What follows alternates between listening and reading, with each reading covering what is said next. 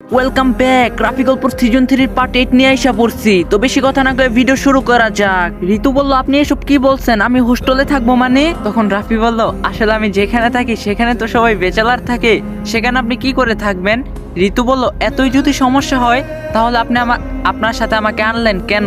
রাফি বলল, তাহলে আপনি একা কি করতেন? আপনাকে না আপনার স্বামীর লোকরা মেরে ফেলতে চায়? ঋতু বলল, তাও ঠিক, কিন্তু আপনি আমার জন্য এত পরিশ্রম করবেন?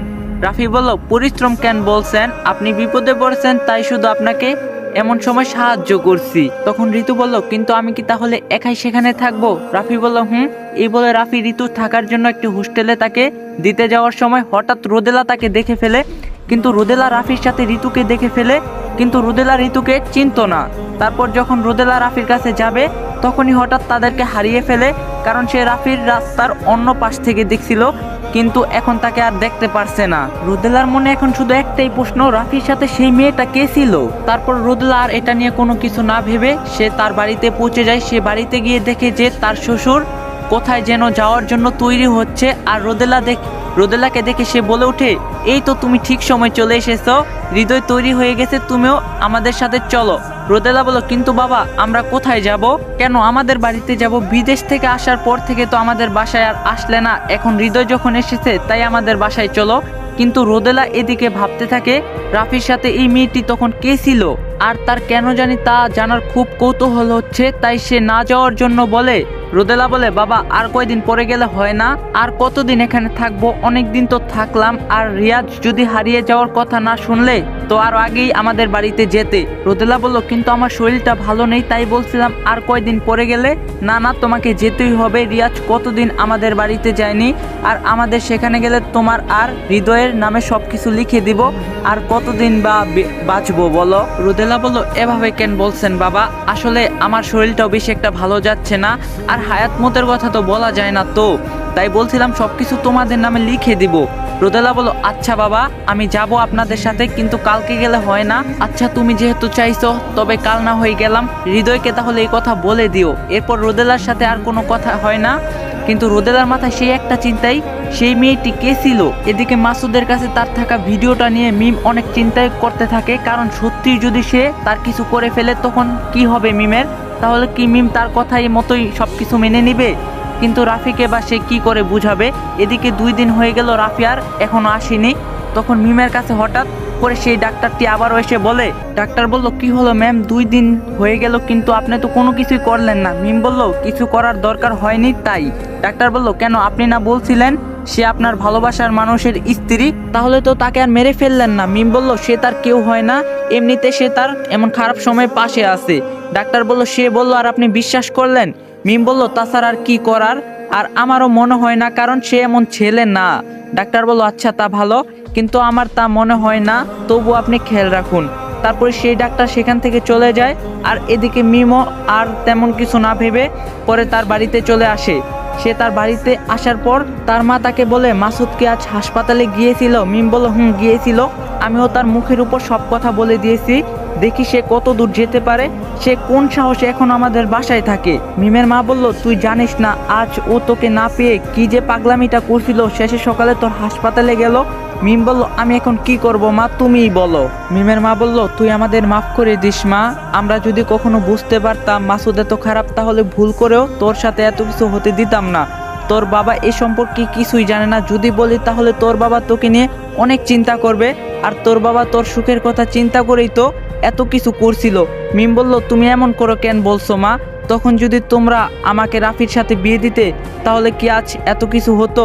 আমি তোমাদের কতই করে না বলছিলাম সে কতই না ভালো ছিল, আজ আমি কতই না সুখে থাকতাম। মিমের মা বলল, তুই ঠিক বলছিলে মা, তাই যদি করতাম তাহলে আজ আর এমন কিছু হতো না, কিন্তু তুই কেন ওকে এত ভালোবাসলি? তখন মিম বলল, তাকে ভালোবাসার অনেক কারণ আছে মা, তা তুমি জানলে অনেক অবাক হবে। আসলে সে এখানে আসার আগে 8 বছর জেলে ছিল। মিমের মা একটু অবাক হয়ে বলল, কি বলছিস? 8 বছর জেলে ছিল মানে? মিম বলল, তবে তার কোনো অপরাধের জন্য নয়, বরং তার ভালোবাসার জন্য। আজ থেকে 8 বছর আগে রাফি একটা মেয়েকে অনেক ভালোবাসতো, কিন্তু সেই মেয়ে রাফিকে কখনোই ভালোবাসেনি, বরং সে রাফিকে তার এই ভালোবাসার কারণে তার মিথ্যা অভিযোগ দেয়, আর এই জন্যই তার 8 বছরের শাস্তি পেতে হয়েছে, তাকে হারাতে হয়েছে তার বাবা মা, কাছের মানুষ সহ সকলকে। তবু এত কিছুর পর রাফির তার ভালোবাসার মানুষের উপর কোনো রাগ নেই, আজও তাকে অনেক ভালোবাসে। তাহলে তুমিই বলো সে খারাপ হবে কি করে? তখন মিমের মা বলল, তুই ঠিকই বলছিস মা, আসলে আমি আর তোর বাবা শুধু মানুষের বাহিরের রূপটাই দেখছি, তার আসল রূপটা দেখিনি। কিন্তু তুই এখন কি করতে চাস? মিম বলল, আমি রাফিকে আমার নিজের করে পেতে চাই মা, আমি তাকে অনেক ভালোবাসি। মিমের মা বলল, তুই যদি তাকে সত্যিই ভালোবাসিস তাহলে দেখিস যতই বাধা থাকুক না কেন একদিন তুই তাকে নিজের করে পাবি। মিম বলল, কিন্তু মাসুদ যদি কিছু করে ফেলে তখন আমার কি হবে? মিমের মা বলল, তুমি কোনো চিন্তা করিস না, আল্লাহ তাআলা ঠিক উপায় করে দিবে, তুই এখন রেস্ট নিতে যা। এরপর মিম তার রুমে চলে গেল। সে খেয়াল করলো যে কোনো ফোনের মনে হয় রিংটোন বাজছে, কিন্তু এটা তো তার ফোন নয়। এদিকে অনেকবার ফোন দেওয়ার জন্য মিম পরের বার ফোনটা রিসিভ করে। তখন মিম বুঝতে পারে যে সে ভুল করে তার ফোনের সাথেও রিদির বেডের ফোনটাও নিয়ে এসেছে। মিম বলল, হ্যালো, আপনি কে বলছেন? এটা রিদির নাম্বার না, রিদি কোথায়? মিম বলল, আপনি রিদির কি হন? আর রিদি তো এখন হাসপাতালে। তার কি হয়েছে হাসপাতালে মানে? মিম বলল, আপনি কে বলছেন আর আপনি রিদির কি হন? তখন ওই লোকটি বলল, আমি রিদির স্বামী, আসলে 1 মাস আগে আমাদের মাঝে ডিভোর্স হয়, আর তার কিছুদিন পর সে আমার উপর রাগ করে দেশে চলে আসে। তারপরে থেকে তার পরিবারের সাথে কথা বললেও তার সাথে আর কথা বলা হয়নি আমার। আর আজ আপনার থেকে শুনছি সে হাসপাতালে আছে। মিম বলল, সে 3 দিন হলো হাসপাতালে আছে। তা আপনার নাম কি? জি, আমার নাম নাইম। তা সে কি এখন কেমন আছে? মিম বলল, তবে একটু সুস্থ, এখন একটু সুস্থ আছে। নাইম বলল, ওকে আমার কথা প্লিজ বলিয়েন, আর আমি খুব তাড়াতাড়ি সেখানে যাব। নাইমের এসব কথা শুনে মিম একটু নিশ্চিন্ত হলো যে রাফির সাথে তার কোনো সম্পর্ক নেই। কিন্তু রাফিকে এখন সে কি করে বোঝাবে সে তাকে ভালোবাসে? এদিকে রাফি ঋতুকে এক জায়গায় থাকার ব্যবস্থা করে দিল। কিন্তু হঠাৎ করে ঋতু রাফিকে বলে ওঠে। ঋতু বলল, আচ্ছা আপনি আপনার নামটা বললেন না যে? তখন রাফি কিছু না বলে শুধু একটু তার দিকে তাকিয়ে বলে, আমার নাম জেনে কি হবে? ঋতু বলল, তাও জেনে রাখলাম। রাফি বলল, সময় হলে এমনিতেই জানতে পারবেন। আমি যাই। ঋতু বলল, আপনি আবার কবে আসবেন? রাফি বলল, তা ঠিক বলতে পারবো না, তবে আপনার কোনো অসুবিধা হবে না। আগামী 7 দিনের সকল খরচ আমি এখানে দিয়ে রেখেছি, আপনি চিন্তা করবেন না। এই বলে রাফি সেখান থেকে চলে যায়। তারপর সে রোদেলার বাবার কাছে যায়। রোদেলার বাবা রাফিকে দেখে বলে, এই তো তুমি দেখি চলে এসেছো, তা সব কাজ করতে পেরেছো তো? রাফি বলল, জি সব কাজ করেছি। রোদেলার বাবা বলল, ভালো। তা শোনো, আমি কিছুদিন এখানে থাকবো না, আসলে মেয়ের বাড়ি থেকে অনেক করে বলছে, এবার তাদের সাথে যেতেই হবে। রাফি বলল, জি স্যার, ভালো তো। তবে তুমি তোমার মতো করে কিন্তু কাজ করে যাবে, বুঝলে? রাফি বলল, আচ্ছা ঠিক আছে। এরপর রাফি সেদিনকার মতো কাজ করে। হঠাৎ তার রিদির কথা মনে পড়ে, কারণ সে তো এখনো হাসপাতালে আছে, আর মিম যদি তার কোনো কিছু করে ফেলে। তারপর রাফি হাসপাতালে যায়। এদিকে মিমকে এবার উচিত শিক্ষা দেওয়ার কথা ভাবছে মাসুদ, কারণ মিমের সাহস দিন দিন অনেক বেড়ে যাচ্ছে, সে সব ভাবছে আর মদ খাচ্ছে। তখন মাসুদ ভাবতে থাকে যে এবার যদি মিম সত্যি তার কথা মতো না চলে তাহলে সে মিমের সত্যি কিছু একটা করবে। এদিকে অনেক রাত হলে মাসুদ এবার মিমদের বাড়ি যাওয়ার জন্য বের হয়, কিন্তু অনেক পরিমাণে মদ খাওয়ার কারণে মাসুদ নিজেকে ঠিক করে হাঁটতেও পারছিল না। তাও সে অনেক কষ্ট করে মাতাল হয়ে সামনের দিকে গেল। এবার এক সময় সে তার গাড়িতে বসে গাড়ি চালাতে থাকে। এক পর্যায়ে মিমদের বাসায় চলে আসে। তখন মিমদের বাড়ির আর কেউই জেগেছিল না, কিন্তু মাসুদের মা তখন জেগেছিল। আর মাসুদকে দেখে বলে, মাসুদের মা বলে, তুই এসব কি শুরু করছিস? মাসুদ বলল, কেন, আমি আবার কি করলাম? কি করিস নি? তুই বলে মিমের সাথে কি না কি করছিস, আর এখন বলছিস তাকে নাকি বিয়ে করতে পারবি না। মাসুদ বলল, তুমিও না যে মা, কি বলতে থাকো? মাসুদের মা বলল, যা বলবি ভালো করে বল। মিমের মা তো আজ অনেক কথাই বলল, কি হয়েছে আমাকে বল। তুই মিমের সাথে কি করছিস আর কি যেন ভিডিও করছিস? তুই যদি এটা করতে পারিস তাহলে কিন্তু খারাপ হয় না। মাসুদ বলে, মা তুমিও নাকি কি যে বলো, কিছুই করতে পারলে তো বলো। মাসুদের মা বলল, কি বলছিস?